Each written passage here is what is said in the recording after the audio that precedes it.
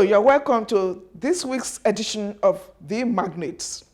On this week's edition of the program, we have somebody who has traversed both the private and public sector, added value to a lot of businesses. Who is our magnate for the week? The background report will set the pace for us, and then, of course, we'll be back here to have an interesting conversation with her. We'll be back shortly. Hajia Maryam Abubakar hails from Auchi in Edo State, a mother of 4 children, 2 boys and 2 girls. She attended Apepe Primary School in Auchi, Edo State, and proceeded to Abaka Grammar School in Delta State. In between her educational career, she got married early and had her kids, then proceeded to the University of Uyo and had her first degree in sociology and anthropology. Graduating with a second-class upper, she went further for her master's degree in ETSUT, Enugu, in business administration in 2009. Her service here paved way for her career in banking with All States Trust Bank, as she was eventually retained as a permanent staff. To boost her working experience, she was known for her pleasure in banking industry and special effects to see her clients smiling and satisfied. Her advice to the banking world is that bankers are to be diligent to customers, which is an integral part of the banking system, which keeps a bank afloat irrespective of your position or department. Our magnate for the week is Hajia Maryam Abubakar. You're welcome to the Magnate. Thank you very much. Well, going through your CV and your profile online, I got a bit jealous, envious. Oh, a woman of my gender with such acumen. Wow. Now we have seen a bit of what you're made of. We have seen here the background. Tell us, how was it was it immediately after you left secondary school? Did you do any job even while you got married early? Well, the journey wasn't easy, but to the glory of God, we thank God where we are today. I keep telling people it wasn't a bed of roses. I got married immediately after my secondary education. For my husband, he has married a wife. He wanted me to be an housewife.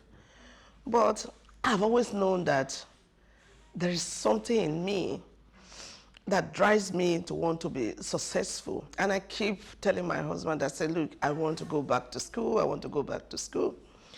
And it's like, okay, after the kids. So when I had my 3rd child, I say, okay, I have my 3rd child. I want to go to school now. And of course, he supported me. I went through school, my university. I came out, I did my youth service. Honestly, I never wanted to do youth service because for me, I'm a mother, I'm a wife. I should just get the certificate and fulfill all righteousness, get exemption from NYSC. But NYSC said, no, you are still within 7 age.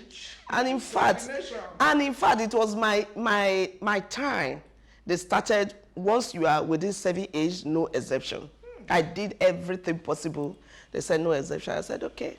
And so he posted me to Anambra State. Wow. I did my camping there. I later redeployed back to Akwa Ibom because my family were in Akwa Ibom. And so I got to serve with All State Trust Bank, okay, after which they retained me. Interesting. Yes, that was the beginning of my sojourn.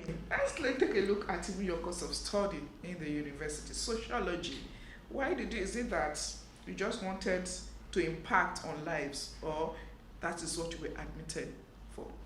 Actually, if you see my WAEC result, I had A's in my WAEC results. I had B, I had C's in my WAEC. So my WAEC result was good, but I chose sociology because I needed to study human and the environment and the society. Okay, because when you understand what is happening in your environment, it gives you better sense of judgment of whatever behavior people put on, what may make people take some certain decisions they take. And so sociology was a course I really, really loved to do. How did you enjoy studying it? I enjoyed it. It was not just sociology. I studied sociology and anthropology. It was double earned.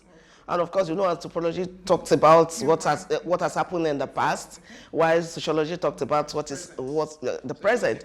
So, because you must know what has happened in the past to be able to judge what is happening today, to be able to focus what will happen tomorrow.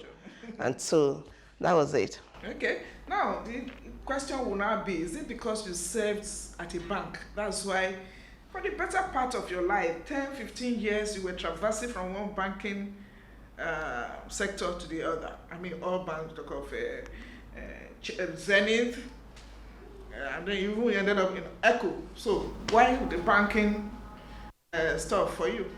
I've always wanted to be a banker but what was driving my idea then was, oh, you see banker, they look good, they dress so well.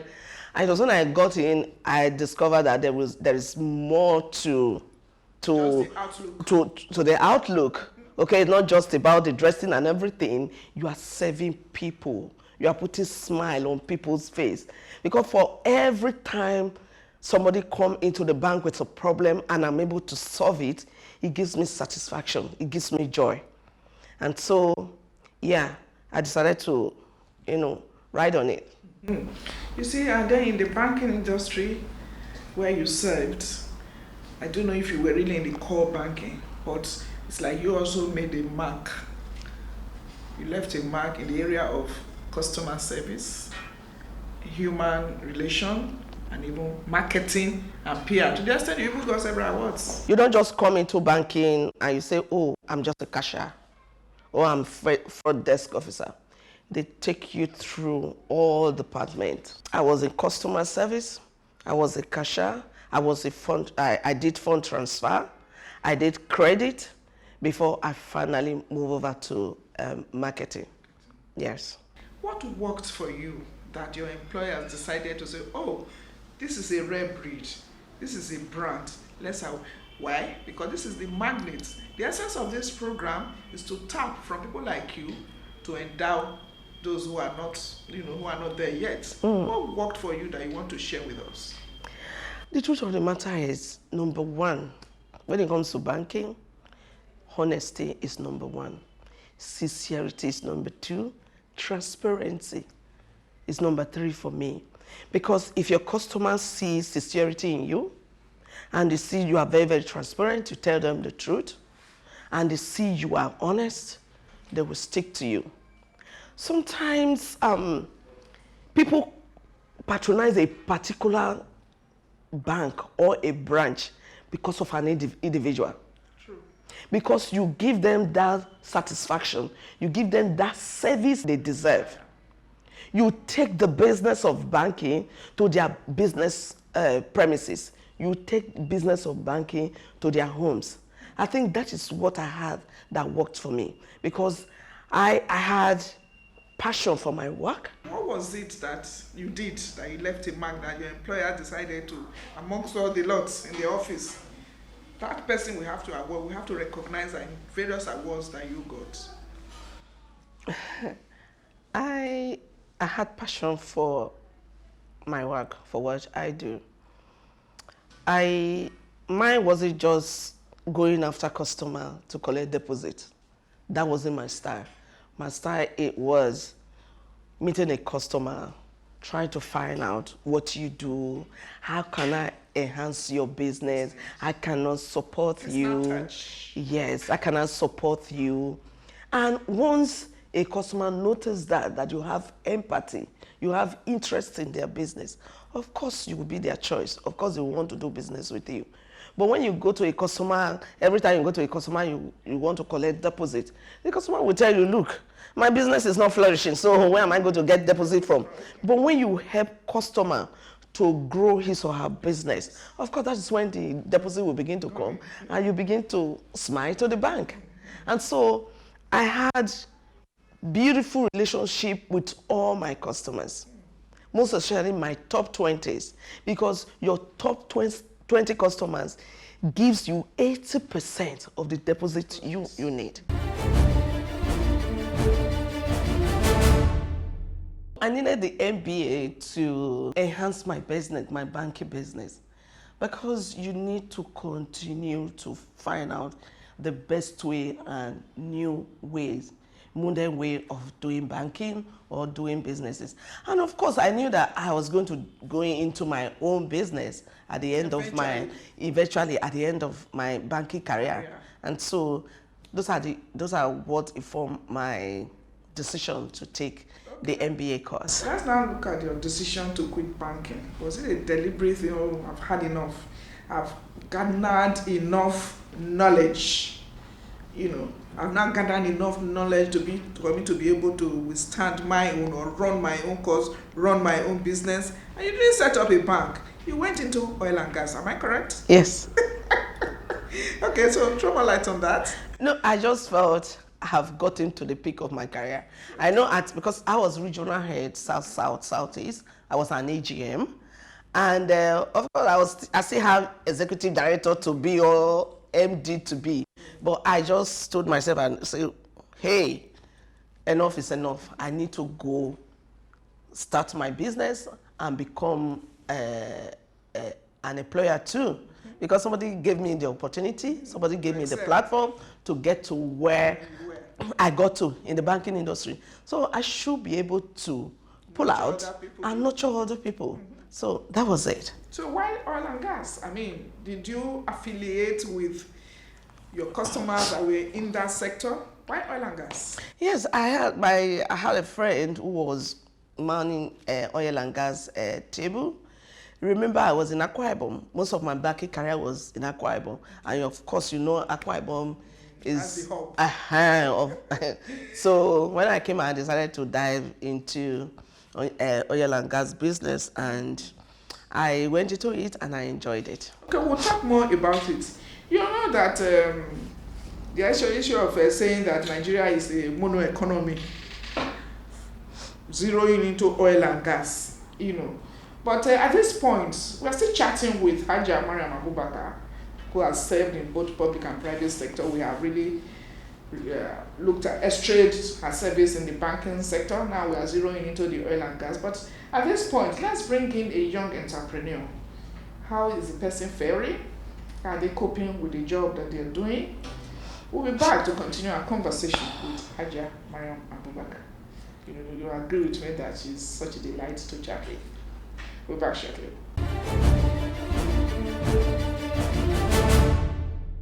Hello and welcome to Magnate. As usual on the Magnate, we show you young entrepreneurs who are changing the narrative of business, young businessmen and women who are striving hard to have a living through doing something with their hands. And on today on the Magnate, we have a very, very interesting entrepreneur, someone who makes a bag. She makes a living out of making bag with Ankara fabrics. So let's have a chat with her now. What's your name, ma'am? My name is Anu Elizabeth Oshilaja. This is leather works, and so what do you make? We make bags with different fabrics. You can use leather, you can work with velvet, you can work with Ankara, you can work with any fabric that you desire. When did you start this? I can see that on your logo you wrote Anne's fabric bags. When did you start your company? Last year. You started making bags last year? Yes. Really? And then you made it Yes, I was among the training last year, April. So, and after I kept investing and then I start to make. So by November, my trainer moved to another session, and because I've been in the business and she wants to move to another, she needs to commit it into another person. And so you said you started this business last year. So how has it been, the bag making business? How has it grown for you over that period? I would say that it's growing, and I'm still growing the business. And I'm not stopping at what I learned. I'm still moving out to learn more, because new ideas comes out every time. So for me to keep growing the business, I have to keep my creativity up and then to rebrand what I'm doing. So though it's challenging, because at the end of the day you find out that you have to invest to buy materials, and at the end of the day nobody may be coming to get the bags. But what I do, I make for myself, If people see it, so I post it online. Oh, I like this, I like that. So I don't let that discourage me.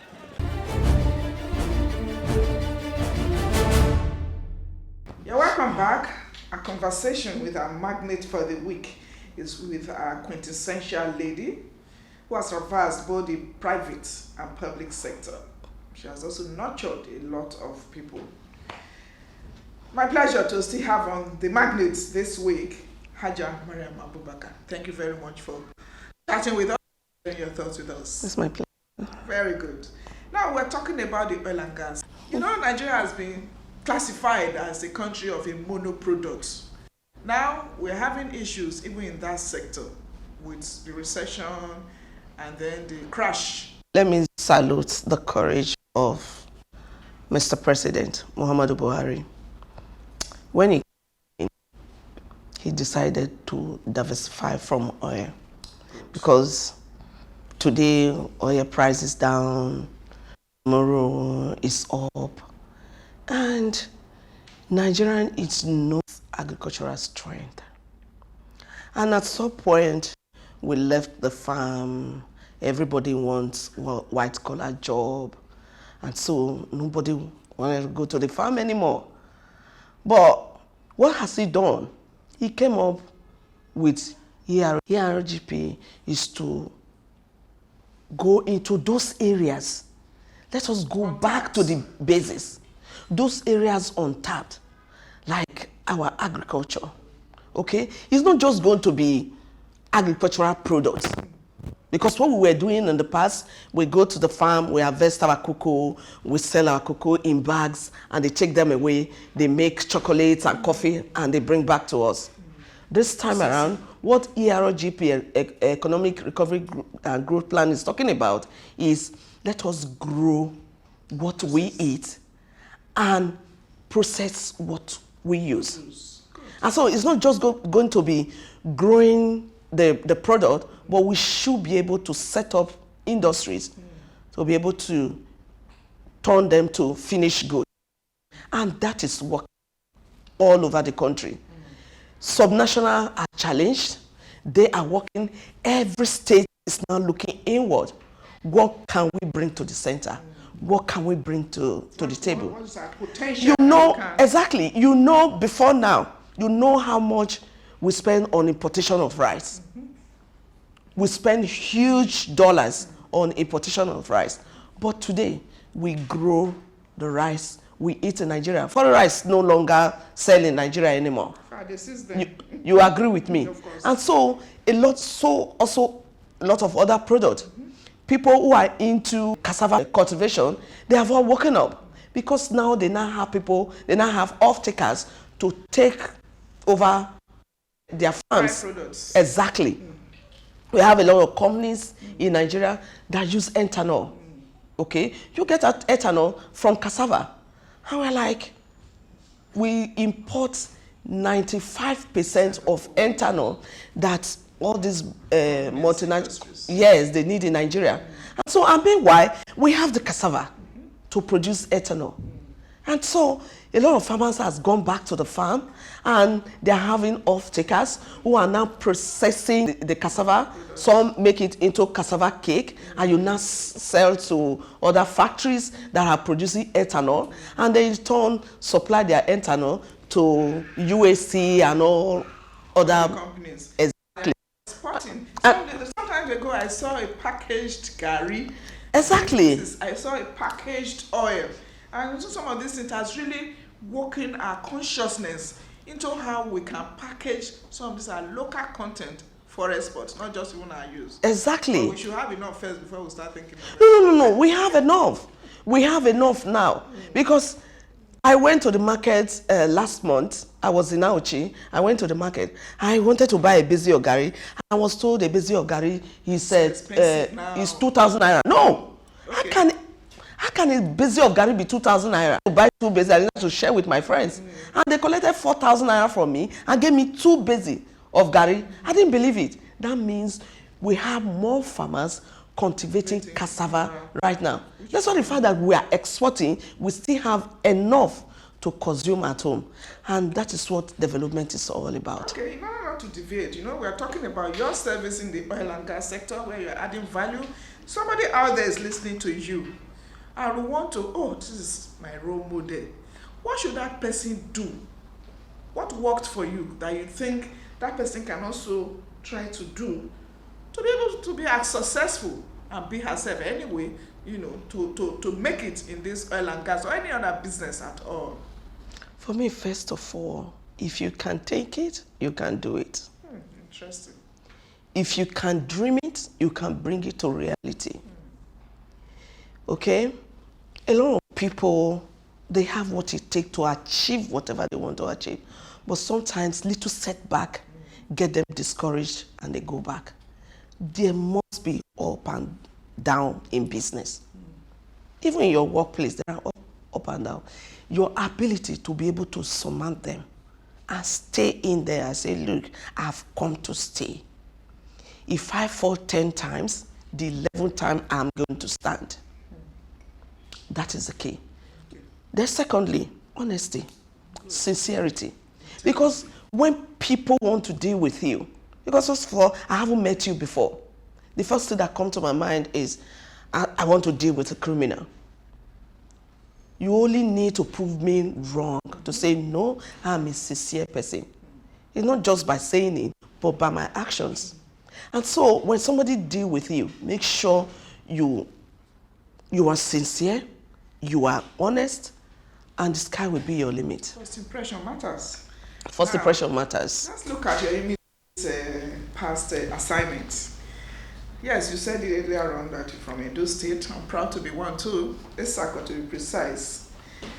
And you were one of those privileged, let me say that word, when maybe we were privileged in Edo State to go and handle or stay the mantle of leadership on a very, very sensitive ministry, budget and economic planning. Were you surprised when you were announced? You wouldn't have lobbied for it in this era. You know, I mean, how did you add value? What, obviously, all the sectors you have traversed previously must have groomed you enough to have been able to handle that ministry. Honestly, I don't think I would have functioned well in any other ministry than budget and economic planning. Interesting. Honestly, because my training as a banker gave me the platform. Okay, I couldn't have trained as a banker, then you take me to Ministry of Education. I couldn't have trained as a banker, you take me to Works and Housing. I couldn't have trained as a banker, you take me to some other women affairs. You understand? And so I was given the best and perfect. Round square, round hole. That is it.